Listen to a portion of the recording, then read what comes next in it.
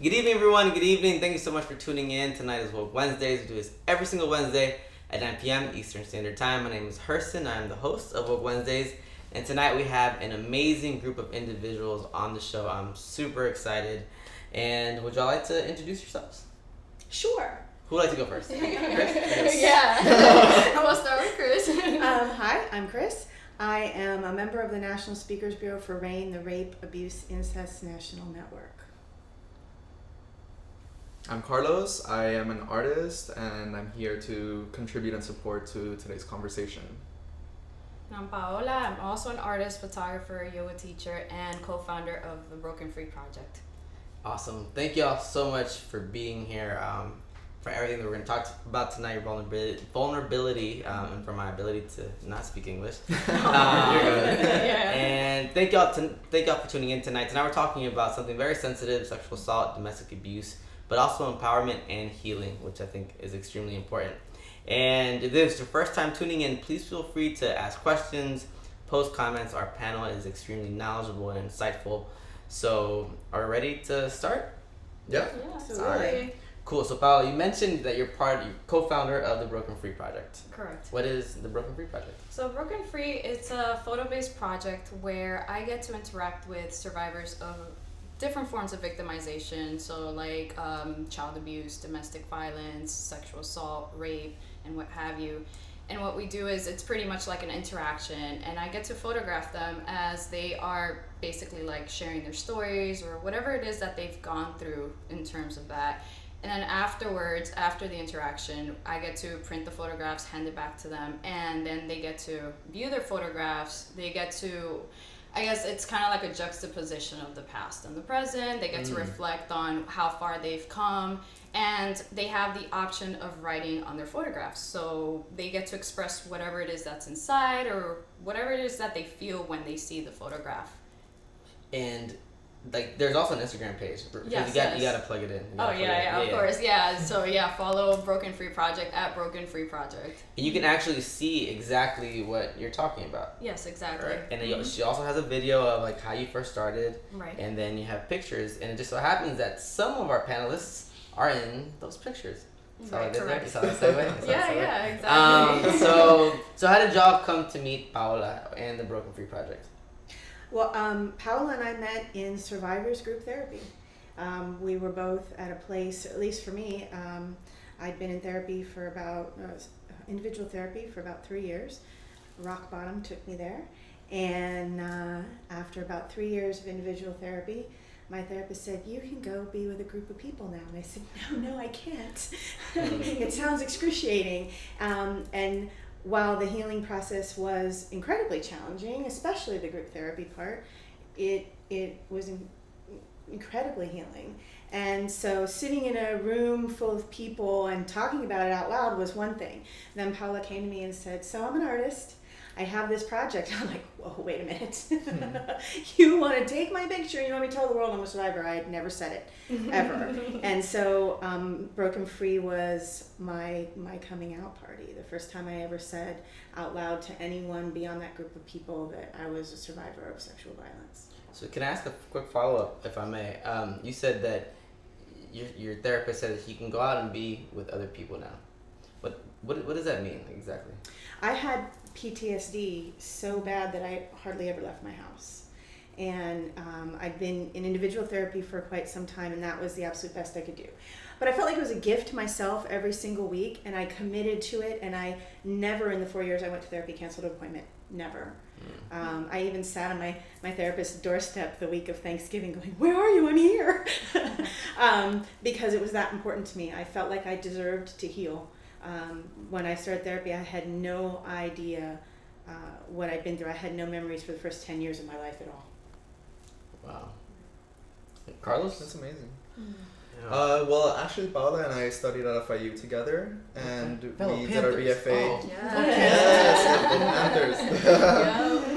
And studying in your BFA, it's almost like a therapeutic class, because you're basically, your artwork or your photography is discussing the things that you're obsessed about or thinking of, or like what is what is captivating you, what are you researching, what is exciting, or you know, what can't you get over, or you know. So through learning about each other's works, I thought that her project was very powerful, and it made me think about my experiences, and I thought, you know, I had seen a lot of her work was, you know, women that were a part of it, and I thought, well, you know, I'm a survivor of a form of abuse in one way or another, so why not contribute to that, and why not, you know, stand up for other people who might have gone through that too.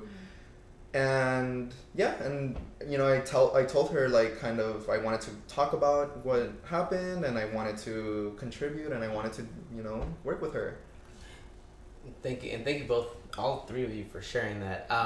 And I see a lot of new people tuning in. Please feel free to ask questions or post comments if you would like. So part of what I think inspired this episode on a personal level was watching the R. Kelly documentary and the series, which was a lot. I remember after I watched 3 episodes. Each episode is about an hour long. I watched 3 episodes in one night, and I couldn't sleep the whole night, just thinking and thinking and thinking and thinking. And that in itself was, I think, in a way, traumatic. Just watching like the documentary and hearing people's different stories in relation to what they had survived, and some people who haven't survived. And I was telling y'all before the show, I'm like, in the 2 years that I've been doing the show, we haven't done an episode like this. And I think part of it is because I didn't know how to go about doing an episode like this. This is such a sensitive topic, and it's also taboo. So one of my questions is, why do y'all think, and to the viewers watching too, why do y'all think that talking about being a survivor of domestic abuse or sexual assault or any type of just traumatic experience, why do y'all think it's taboo? I don't know that it's taboo as much as it's normalized. Mm. And I feel like, at least when I talk to audiences, I always ask for a show of hands with the very simple thing that we often say to children, which is, stop crying. If you keep crying, I'm going to give you a reason to cry. And that instantly tells a child you may not have feelings. And so to have feelings in this planet is not encouraged at all. And you especially can't have scary feelings, and you can't have feelings about things that are you know, true violations. So we can't have feelings about, you know, the fact I dropped my ice cream cone on the floor.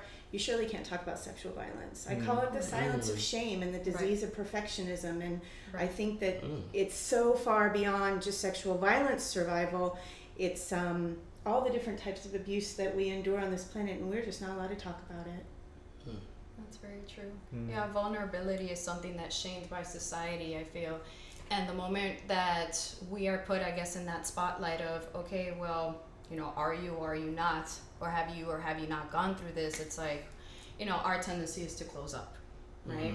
So definitely. I feel that that's one of the reasons why it's something that's not spoken about a lot. It's also because a lot of people are also not aware that they've even experienced it. You know, it's what you're saying. It's normal. I mean, even that is normalized as well. Abuse. There's something called Stockholm Syndrome, which is where the person, the victim, what have you, is so, how do I say this, connected to their abuser that the moment that they're away from them, it's like, no, I want to go back to that. I want to be back in that situation or something of the sort. And I feel that that's also why it's something that, you know, maybe we don't speak about.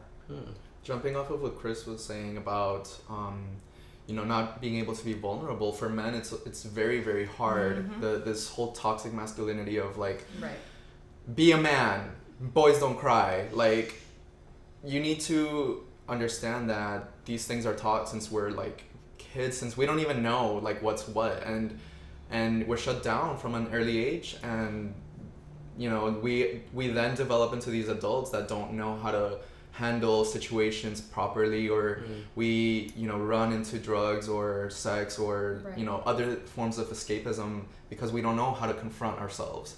So it's this spiral of like, you know, negativity that we need to start talking about. and address so that we can learn how to heal and move forward, you know. And there are even cultural components, right? Oh, absolutely. Like, so like at least within Hispanic Latin communities, you know, we see this too, right? This machismo, Yes. right? It's Completely. perpetuated just on both women and boys. Completely. Yeah. Let me read some of these comments real quick. We have some Sure, comments. absolutely. Cool. Wild Florida saying people in general are desensitized to abuse. Flipper Skip is saying, I agree that it is normalized, but it also seems like maybe sharing might make us feel weaker / make others see us less than. I don't know if y'all want to kind of address or that. othered as well. Like there's something that may be wrong with you. Right. Well, and I don't necessarily think that that's the case. I think it goes back to the silence of shame, and often people will tell me, I just didn't say anything because it wasn't that bad. I'm the only one. Nobody will understand. And then we go back to the fact, and it's statistics. 90% of survivors were violated by someone they know. Absolutely. Then what? You know, I mean, if it's not someone in your home, it's your soccer coach or your babysitter, or, you know, 90%. Yeah. Real quick, I'm trying to wrap my mind around that statistic. I didn't know. I knew it was a lot, but I didn't know it was that high. 90%. Wild Exploded saying we are told to be strong, be resilient, and push through it. I had a young. I was hanging out at this camp for his Hispanic high school children at a university. I was like one of the mentors, and one of the young boys comes up to me and says, "Hey, like, I mean, and I think this is part of the narrative of toxic masculinity and all that stuff. This big boy, he's probably like, I don't know, maybe like 6 feet tall, comes up to me, 17 years old. He said, "Hey, can I talk to you?" We start talking. He starts crying. He starts saying, "Hey, like my uncle abused me sexually. When I told my parents about it, they told me that they didn't believe me.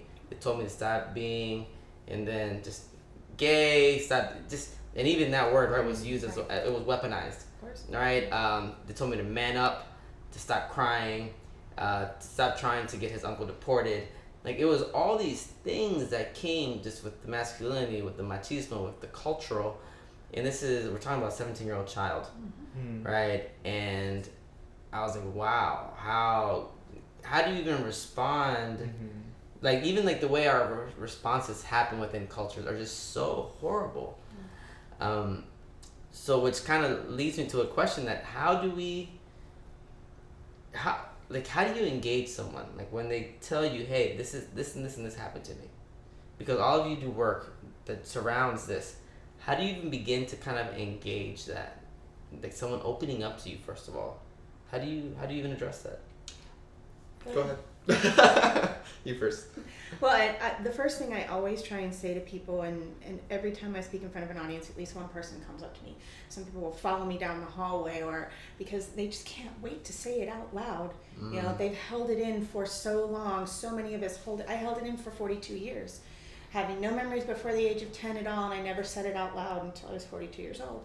And so the first thing I always say to people is, I'm so deeply and profoundly sorry that happened to you. Because early on, when I was acknowledging that I was a survivor, it was the one thing that I really wanted to hear. One thing, just wanted someone to say, I'm really sorry that happened to you. And so it's always the first thing that I say to people. And then the next thing I ask them is, are you safe right now? Are you safe right now? Do I need to find you a safe home? Do I need to find you a place to go? What's happening right now? And what people don't recognize is that if they left a sexual violence situation in their family of origin or whatever the case is, and then went to an abusive relationship thinking they're going to escape, and that's often what happens to us. We keep perpetuating the abuse over and over and over again until we hit rock bottom when we're ready to heal. Then I'll say to them, okay, you have to learn to have boundaries to make this stop. It is the most important thing. But there's a process here. And the process with me is always, the first thing is, are you safe? How can we make sure you're safe and that this stops right now? What happens if you can't offer a safe space? There are always safe spaces. We have lots of nonprofits around South Florida to offer safe space to everyone, always. Good. And I asked them because Absolutely. I want people to know that there are spaces. Always. Yeah. There is always an opportunity to break free and start your healing right now, today. Absolutely. You were gonna say something, Carlos, too? Yeah, I was something along the lines. I usually ask them how they are dealing physically, mentally, like are they okay, you know. I've had people come to me and reveal these things, and it sort of always hits you kind of like as a surprise, especially when it's someone that you know.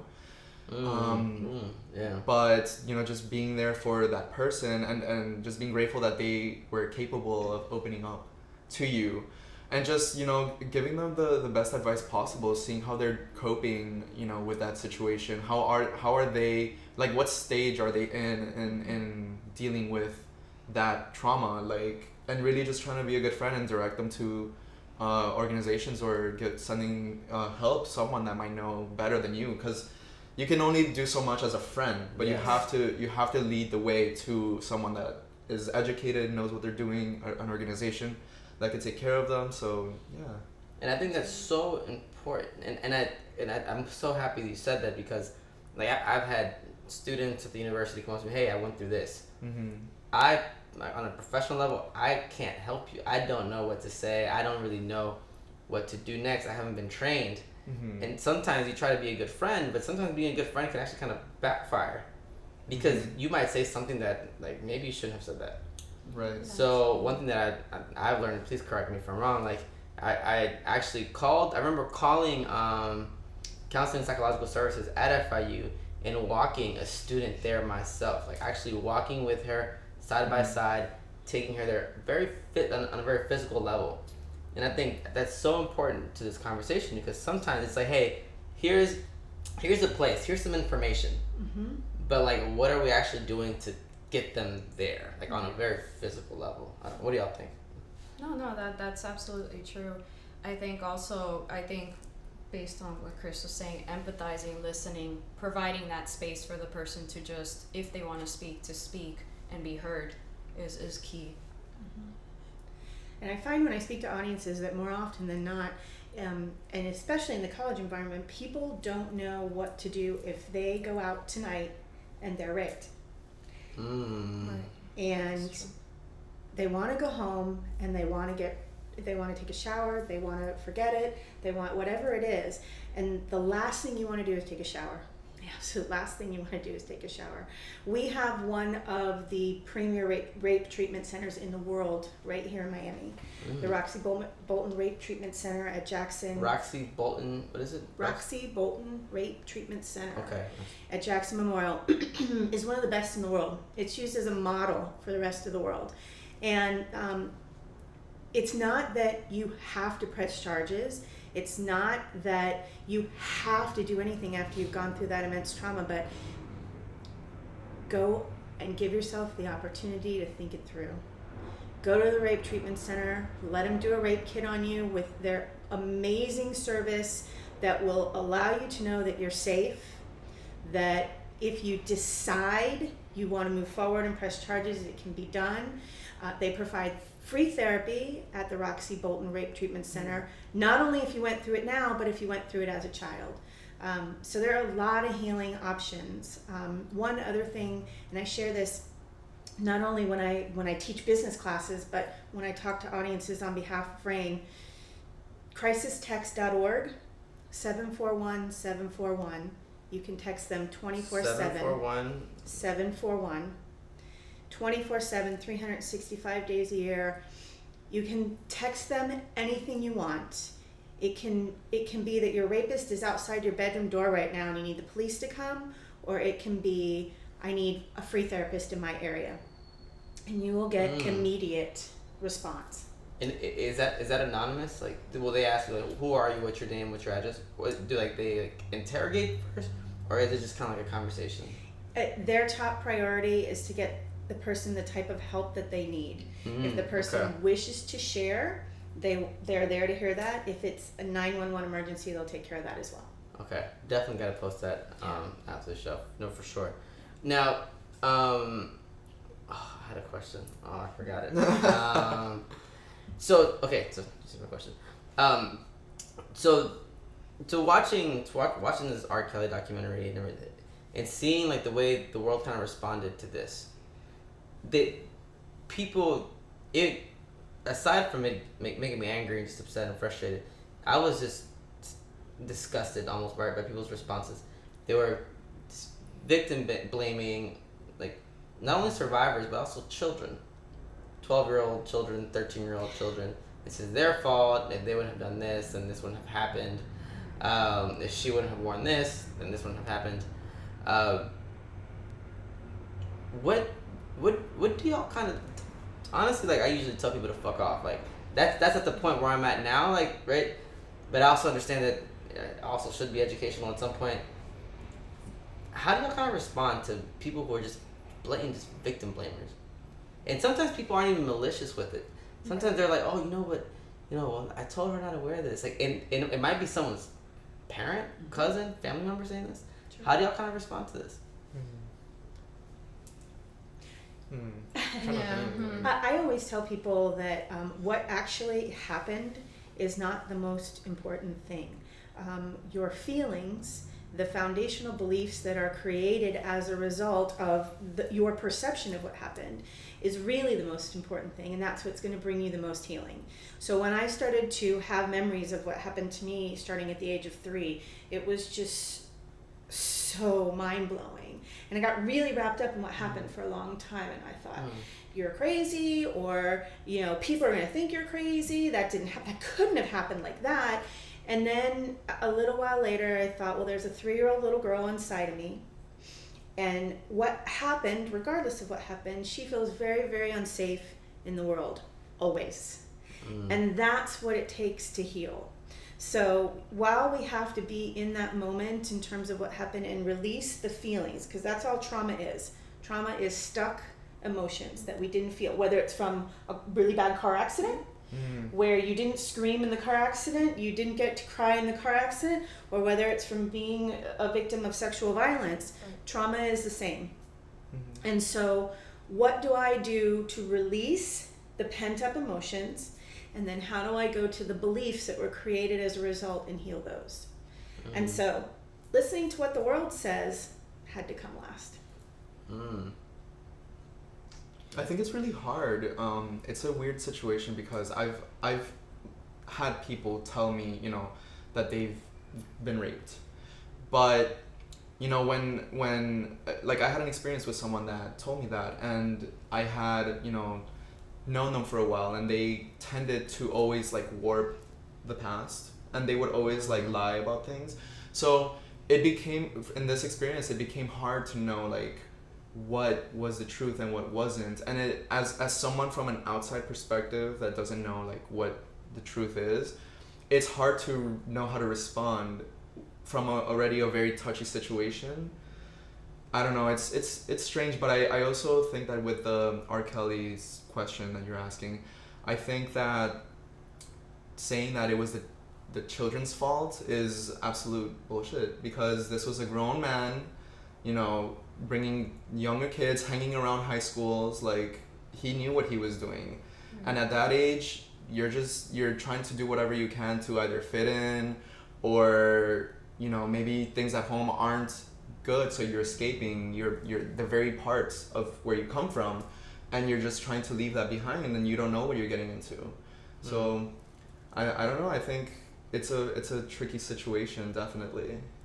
I think it's also a matter of disassociating and not being in a person's shoes and not saying, I'm so sorry you went through that, as how you had said, which makes then this more taboo. It's the fact that they don't think for a second, that could have been my child, that could have been my mom or my dad, or that could have been just somebody that I care for, or that could have been me, And it's so quick to invalidate someone's experience because we haven't gone through it or someone hasn't gone through it. And it's what you say, it's really hard then to, the judgment comes in. Oh, did this really happen? Why wasn't this person careful? Why did this person wear this, or why?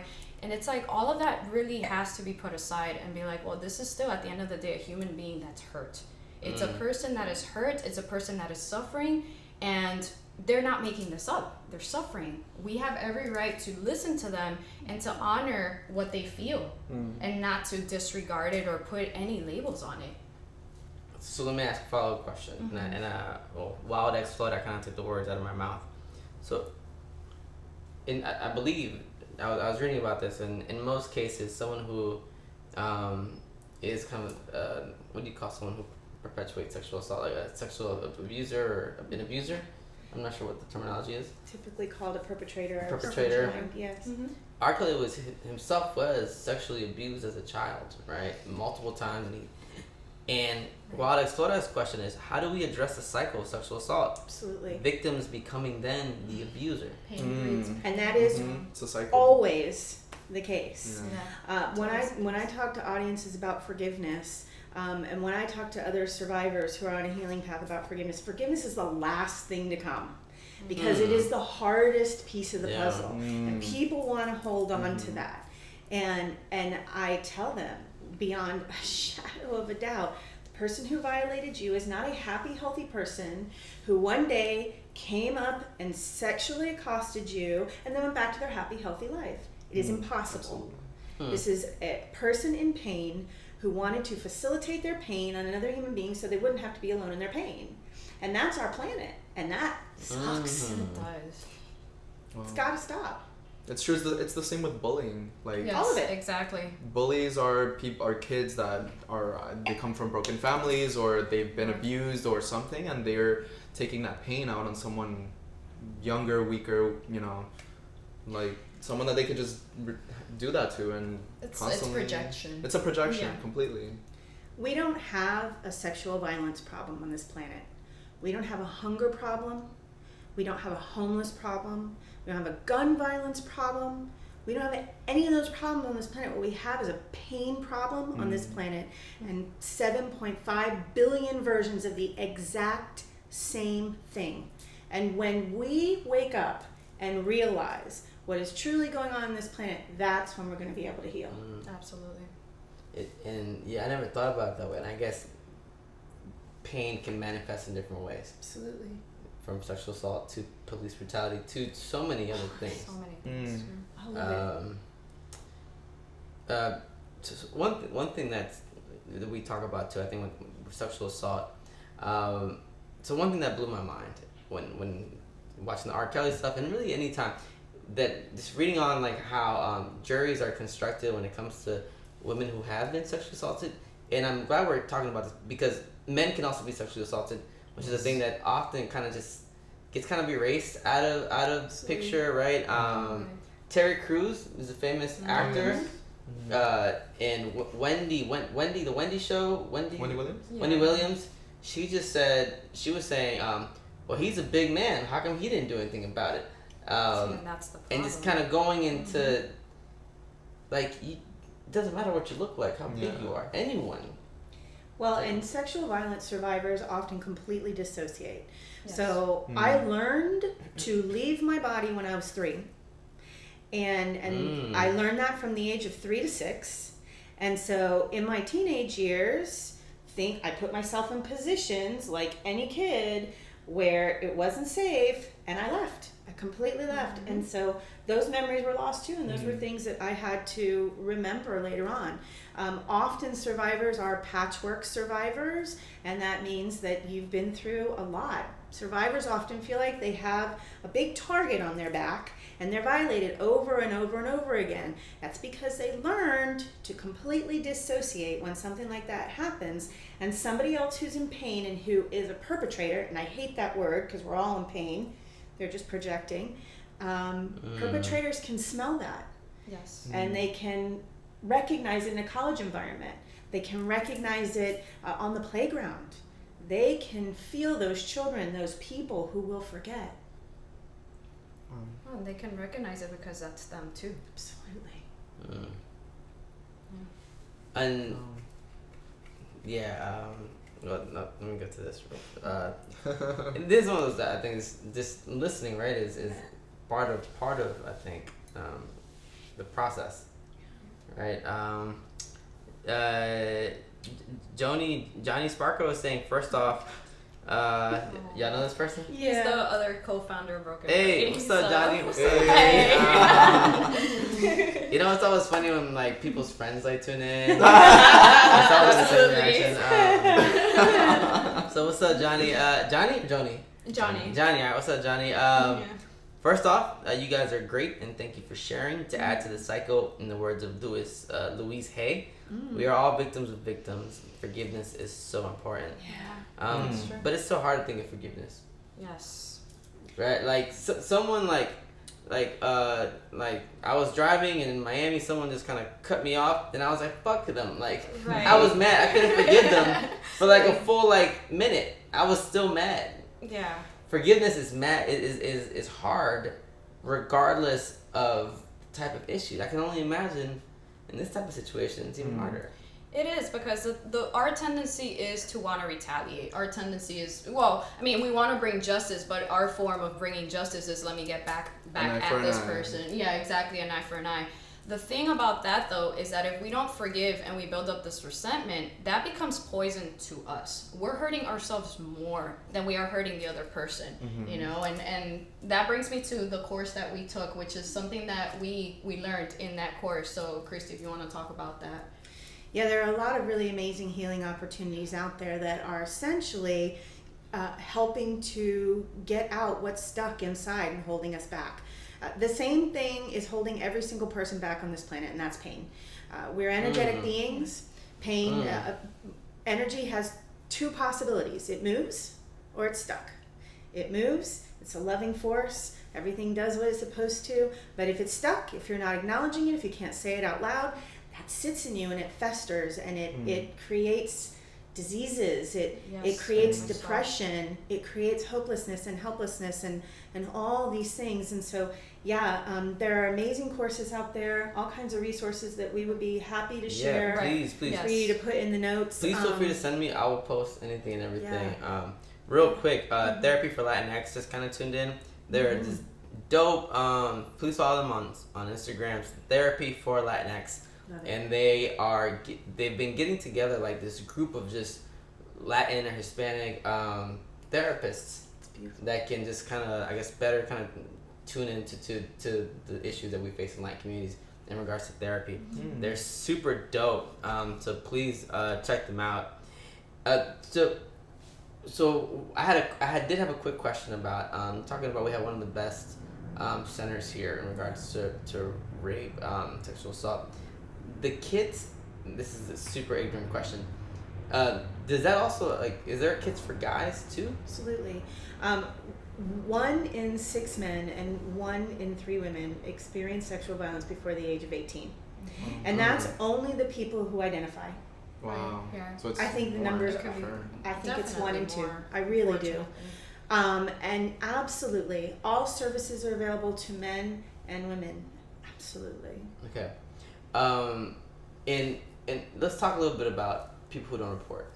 So I remember I was working on campus. I used to work at FIU, and one of the calls that we had the most was sexual assault. It was suicide and sexual assault. Those were the 2 calls we had the most.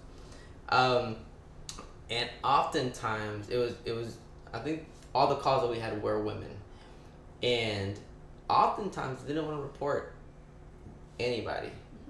They're like, I remember one young lady specifically. I remember her. Just it's so vivid. She was telling me, "No, that's my friend. I don't want to ruin his life." Right. I remember specifically her telling me that, and I walked her to the dean's office, and her and I just kind of sat there together. We were holding hands. She was kind of like a little sister, and she said everything that happened to her. And finally, they were like, "Who is this person?" She's like, "I can't tell you. I don't want to ruin his life." How do you, I didn't know how to respond to that. Of course. I'm like, what do you mean? I'm like, you didn't do anything wrong. So part of it is telling them they didn't do anything wrong.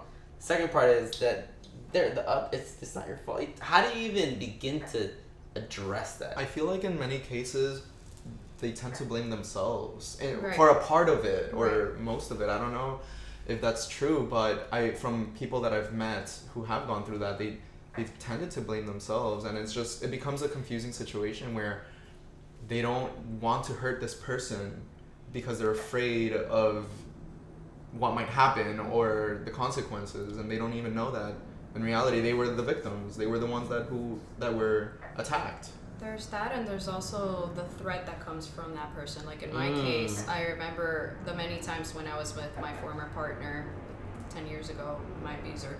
And there were times where I would pick up the phone and try to call the cops, and he would right away tell me they're not going to believe you. They're not going to, you know, and there was just constant threats.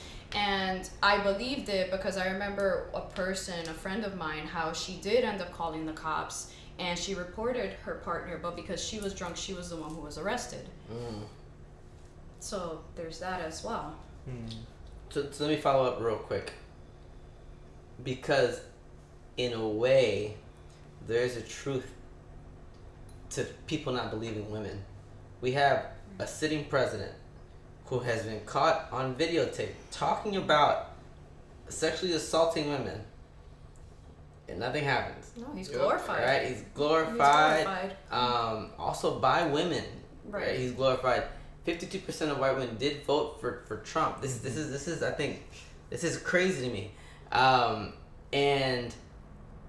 And so, like, oftentimes women are just not believed, right? It takes like 40, 50 women to even begin to be like, okay, well, maybe they might have a point.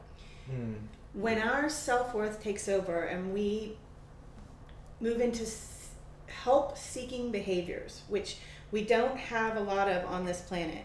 We are not encouraged to ask for help. We're not encouraged to speak up. Therapy is stigmatized. You know, I teach my business students that the second best gift they could give themselves besides their education at my institution is therapy. Gift nobody can ever take from you. When we go to therapy, we learn that it doesn't matter if we're believed. Can you say that one more? Please, can you say that one more time? Yeah.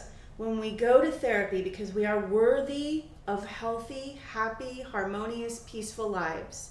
When we go to therapy, our self-worth lets us know we do not have to be believed. Man, that's wow. Hey, that's so powerful. I like that. Yeah. Wow. And it's not just for victims of sexual assault. There's various forms of abuse. There's mental, emotional, spiritual abuse, and sometimes you don't even know that you've been abused. You just act on that. You run into forms of escapism and addictions, and then years later you wonder, like, where has my life gone? What have I become? Who am I? Like, what? You know, you lose yourself. And sadly, some people never get out of that state of mind. But I think as victims of abuse in one way or another, we can shine a light on that issue, and we can, you know, talk about these things that are so important. Abuse can't always be physical. Sometimes emotional abuse is just as bad. I, for one, when I came out, was very traumatic for me. My parents, at that point in time, now we're fine, but my parents didn't take it well. And I recall my mother told me to my face, she said, "I wish you were a drug addict because that could be cured." Wow. And to me, that was, like, at that point, I was too young to even realize the severity of that. But it did lead to years of me escaping in drugs and sex and alcohol. And it hasn't been easy, but, you know, with time, that relationship was mended, but it hasn't been easy. And even to this day, I am affected by it. But I am definitely, like, miles ahead. So, yeah. So, yeah. Thank you so much for just sharing that. All of you, thank you so much for sharing that. We have people just saying, like, thank you so much to all of you. Like, you are getting all, like, the hand claps and Thank you. So thank you so much. This stuff isn't easy to talk. It's not easy to endure. It's not easy to survive. It's not easy to speak about. But one thing that's powerful is all of you kind of met, like, through a support group, right? True. And even then, like, I hate that we live in a world where we have to have spaces to be considered groups of support, Right. as opposed to all of just supporting each other, right? And so I think so even this right now is a type of support group, right? And people are watching it, and I think they are being supported by what y'all are saying and being empowered. So we have a question from one of my little sisters, Lover Morgan. Can anyone on the panel discuss their own experience with therapy and how it's affected them post-trauma? Oh, okay, well, I'll go.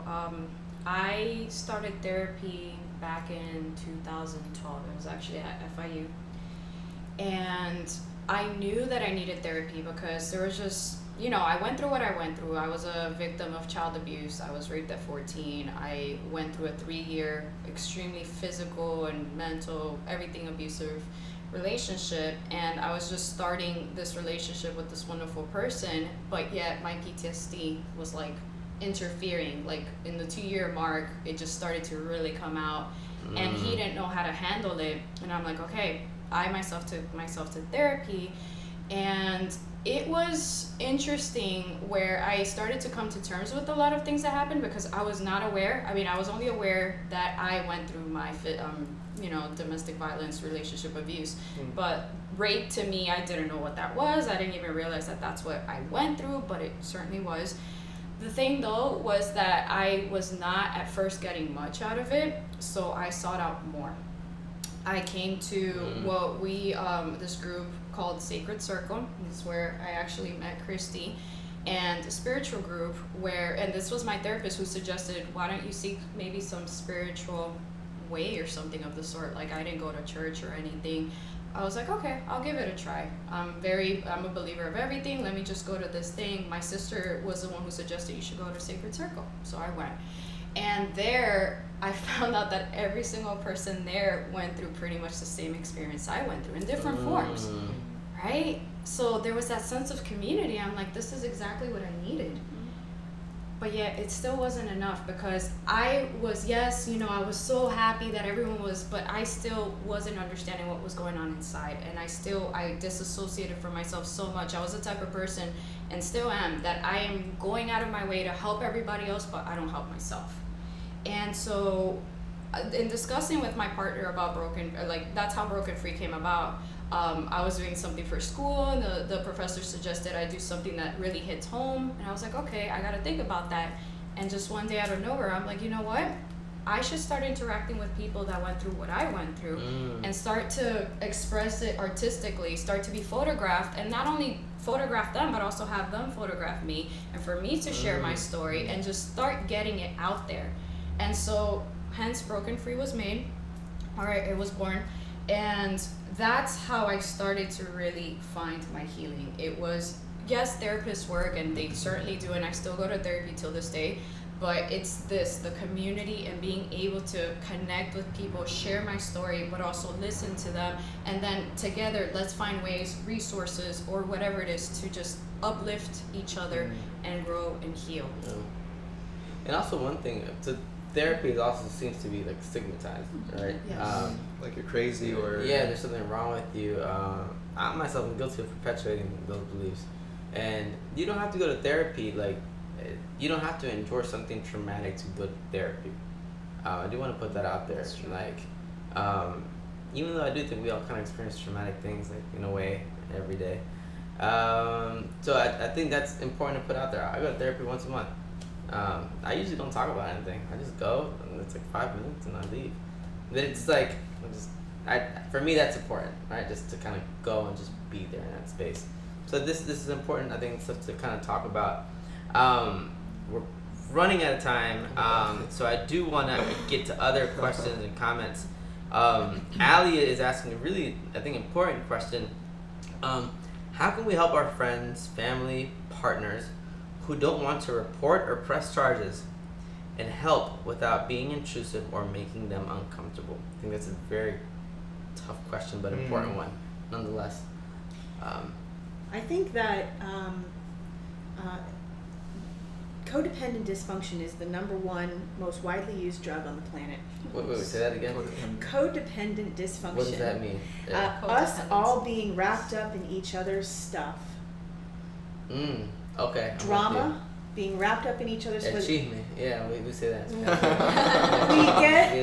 We try to help without knowing how to help, without professional skills to help. Like we want to rescue. We want to rescue, and in truth, rescuing is our drug to avoid our own pain.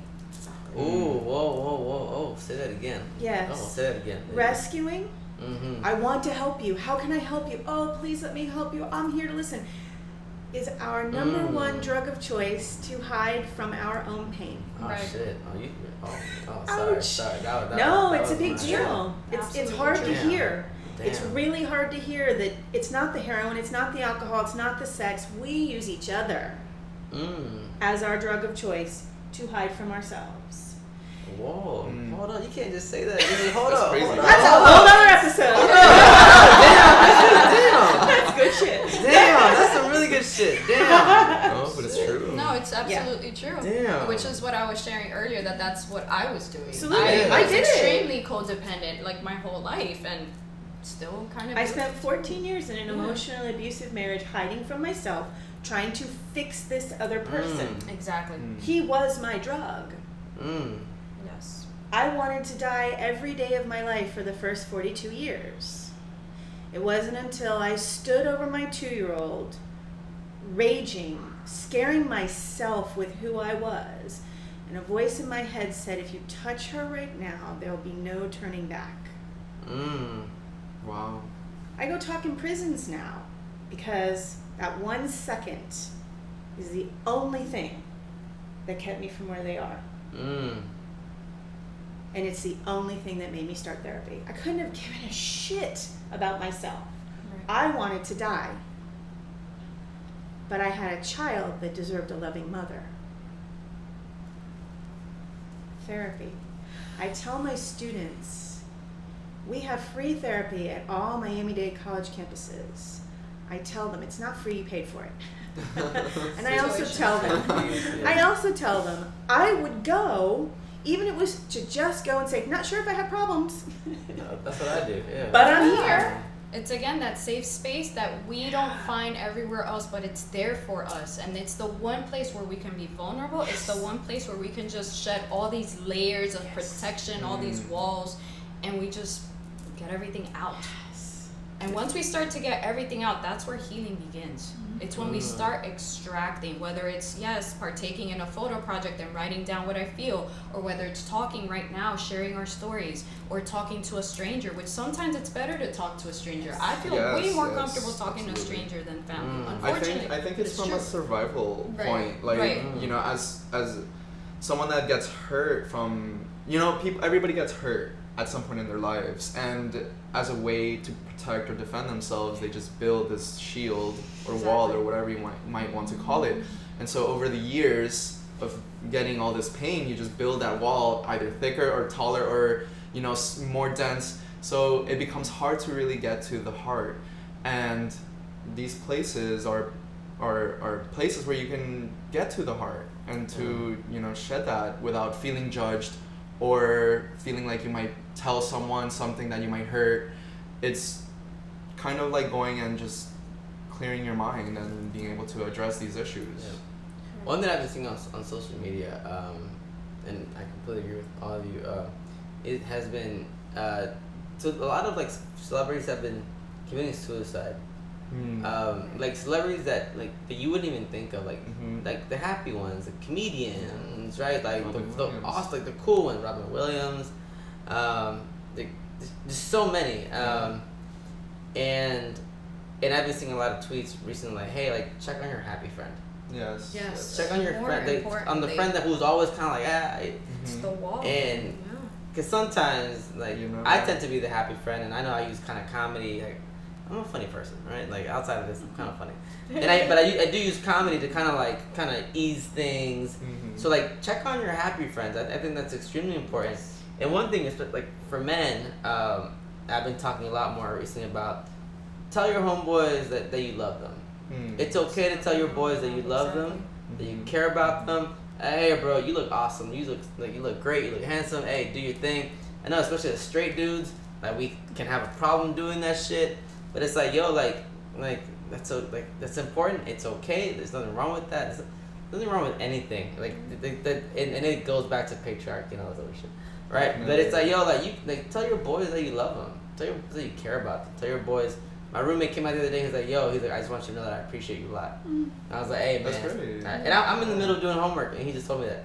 And that meant a lot. This stuff is extremely important, and you never know how far a compliment can go. Absolutely. It can save someone's life. It really can. I think especially, in the gay community, we're very open. I guess because of the fact that we're out of the closet, we don't really need to hide anything. So if we see someone that looks great, we're like, yes. But I think in a straight community, with heterosexual males especially, it's harder to kind of like be as open. And I think it's important to just start doing that, because it's not that you feel any way sexually about that person. It's just that you appreciate that person. Yes. That you care if they look good. You care that they care about themselves to look good. Yeah. It's about just being a friend and being friendly. It doesn't have to be sexualized always. I don't see why we think that way. That's very well said. I hung out with a lot of my homeboys who happened to be gay this weekend. We were at this protest and stuff,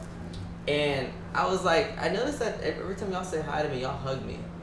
I'm like, we don't do that in the straight community. Like, we don't just hug each other. Like, we dap each other up. But all of y'all hug me, and I'm like, I think that's, and they kind of came back to this. So like, hey, like we're out, like we're more open, and they're like, we wish more straight guys would be like that. Right. And I was like, damn, I never thought about it that way. And I think this is part of kind of disrupting and deconstructing taboos, right.